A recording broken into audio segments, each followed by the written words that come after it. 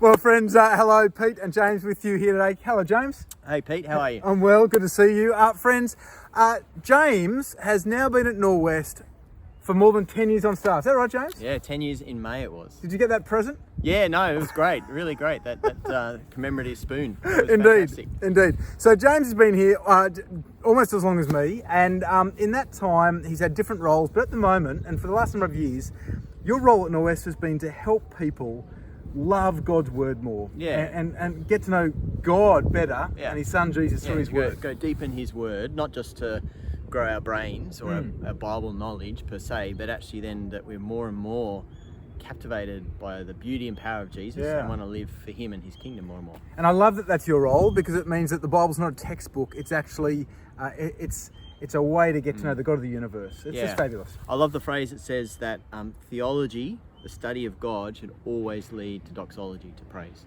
And so if you do theology and you don't end up in praise and worship, then you haven't done the theology properly. Brilliant.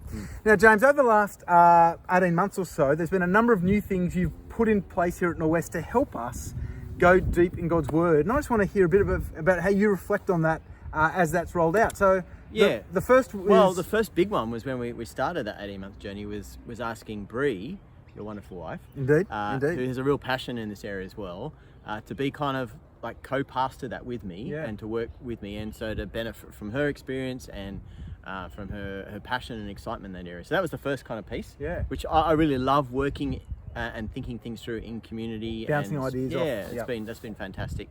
And then so part of that with our team, our Deep in Word team, I've been thinking about how we can help better resource our community group leaders. So it's been more intentional. In June this year, we ran Taste and See, which is those nights, community groups together, thinking about our devotional life.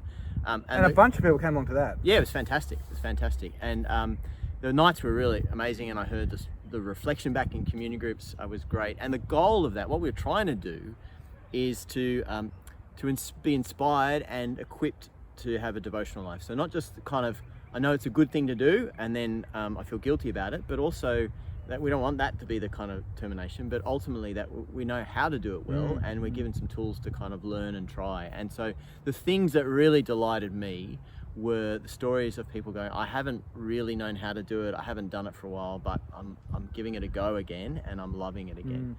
There's a beautiful story of one of our guys in the community group who never journaled, never kind of read the Bible and wrote stuff down, because he was always worried about writing the wrong thing about God. And then he saw his community group doing a devotion together as part of Taste and See, and he realized it's okay to write different things and have some different thoughts. And so that was just lovely to see that opening up for him. Yeah, unreal. You know, one of the great joys of having the staff team we do at Norwest is that even though James has been here over 10 years, got his spoon, there's no sense in our team that we're going through the motions. So these things we're talking about, these are new things for us, and we want to keep thinking new thoughts. There was something else that we started this year, which was the podcast. Yeah, so we launched the podcast in the John series, particularly because that John series was quite deep and intricate and rich, and so we want to give that opportunity to reflect more. And the goal was to hear the sermon on Sunday, which is a kind of limited time and space, and then to take that with the preacher, for me to host that and chat through the preacher some of the ideas and thinking and deeper thinking that's come out of that. And the response has been wonderful and amazing, and had, again, conversations, people like, when I go for a walk, I listen to the podcast to kind of keep thinking, and that's real help. So so I want to keep doing that. Hope it's really helpful. The goal, again, is just to help us be thinking deeply about God and how to live for him. So great thanks from Norwest and me to James, and to our Deep in Word team, our community group leaders, those who help us think this stuff through.